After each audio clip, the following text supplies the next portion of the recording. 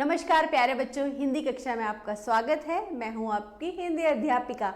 बच्चों, हम अपने काम को जब भी करें तो हमेशा मन लगा के करें, क्योंकि जब आप मन लगा के किसी काम को करते हो तो ना केवल आप उसको अच्छा कर पाते हो, आप उसमें सफल भी होते हो। तो अपने काम को और खुशी से करना ही आपके कार्य की परिपक्वता की ओर आपको बढ़ाता है। तो आइए बढ़ते हैं इस पाठ के माध्यम से, देखते हैं इस पाठ में हमें क्या संदेश दिया है। बच्चों, जैसे कि पाठ का नाम है पाठ 14 जफर मियाँ।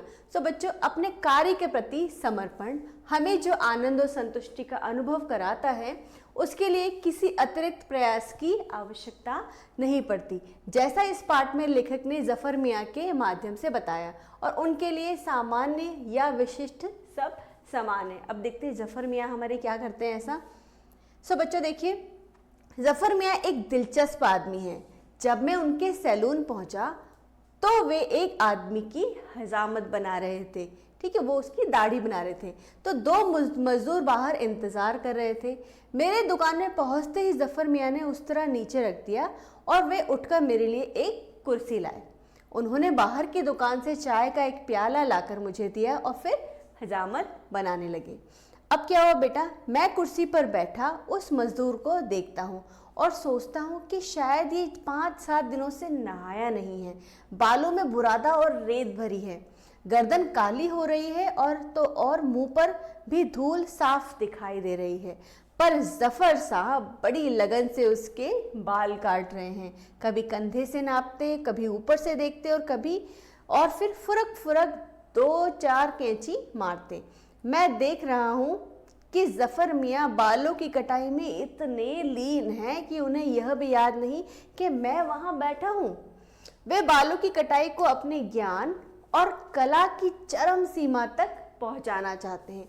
वे यह भी नहीं सोचते कि इस मजदूर की स्थिति ऐसी नहीं है कि वह इन बालों को ठीक ठाक रख सके।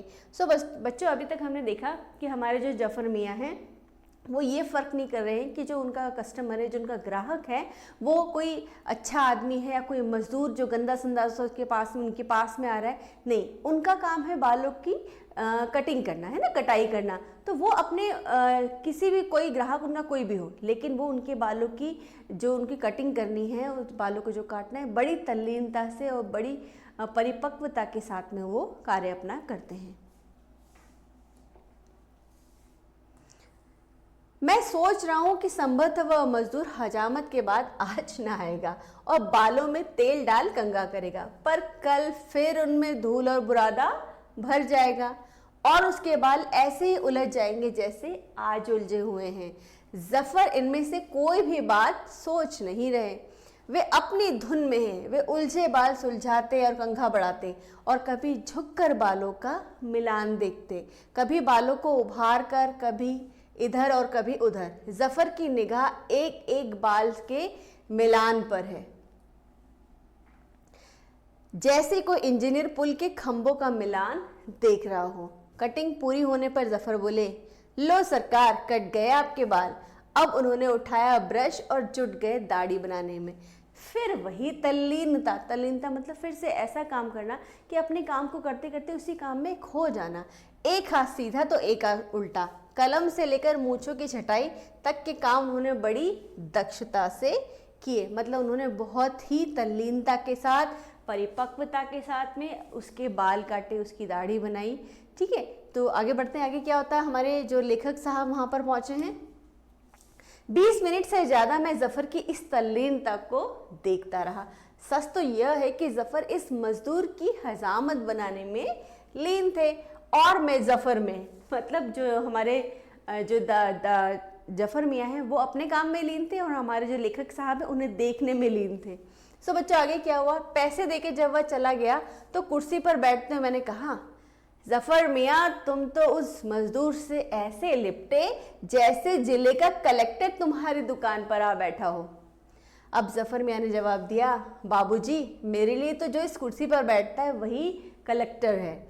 मैं स्मृतियों और सरिता में बहने लगा। मतलब वो जो लेखक है वो अपने पुरानी यादों की नदियों में बहने लगा।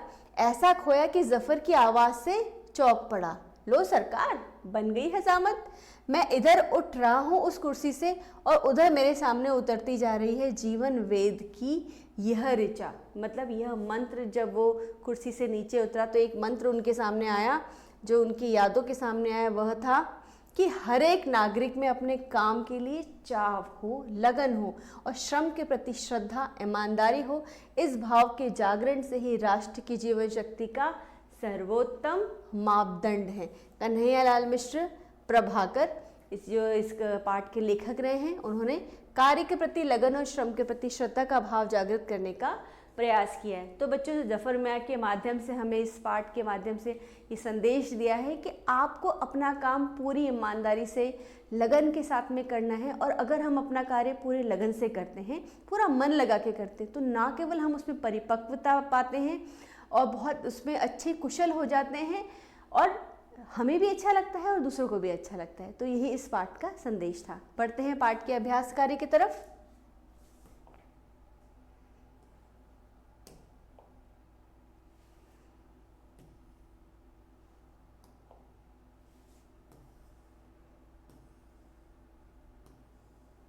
शब्दार्थ की तरफ देखते हैं बच्चों।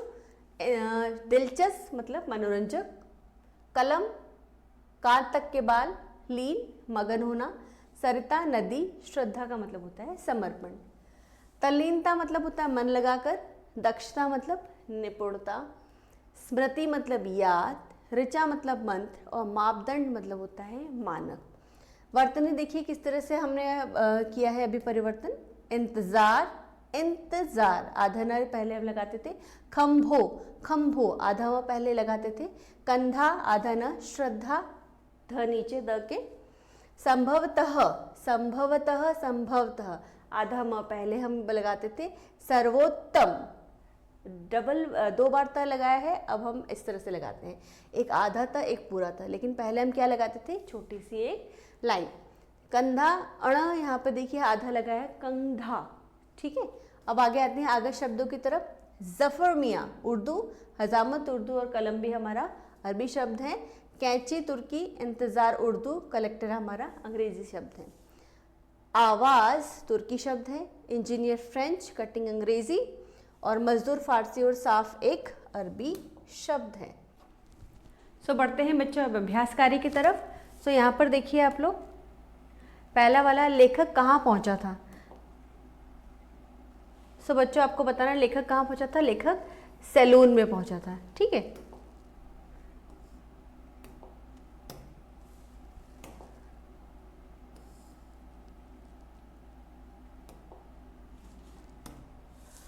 तो पहले का आएगा बी।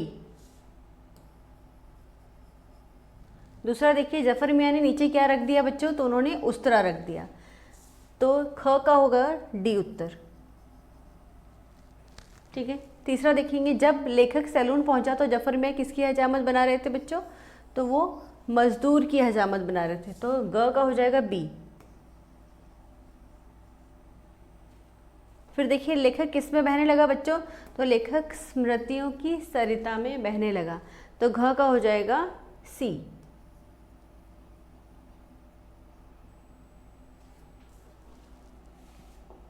ठीक है, अब आगे बढ़ते हैं।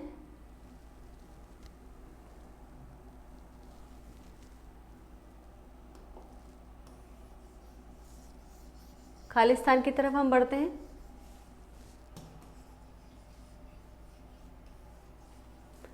पहला देखिए इसके अंदर जफर मियाँ एक डैश आदमी है, तो जफर मियाँ कैसे आदमी है बच्चों, जफर मियाँ एक दिलचस्प आदमी है।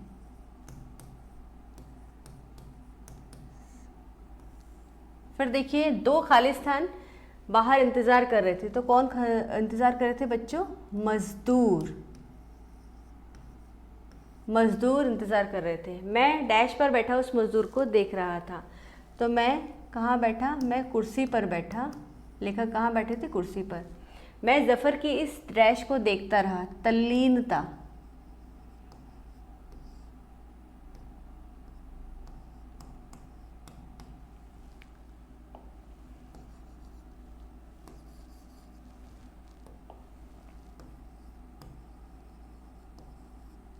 तल्लीनता।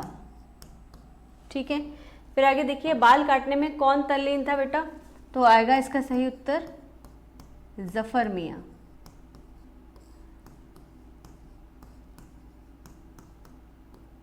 ठीक है बच्चों, उसके बाद देखिए जफर मियाँ ने लेखक को क्या पिलाया था? तो उन्होंने लेखक को चाय पिलाई थी। फिर देखिए, लेखक ने मजदूर को क्या कहकर संबोधित किया? सो लेखक ने मजदूर को कलेक्टर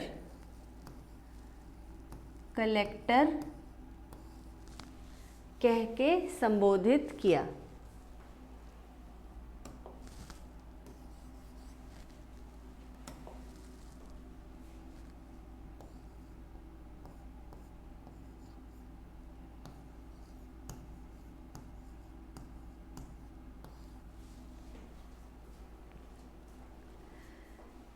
ठीक है बच्चों, तो आप ये देख सकते हैं फिर से, दिलचस्प, मजदूर, कुर्सी, तल्लीनता, उसके बाद है जफर मियाँ, चाय और कलेक्टर। सो धन्यवाद।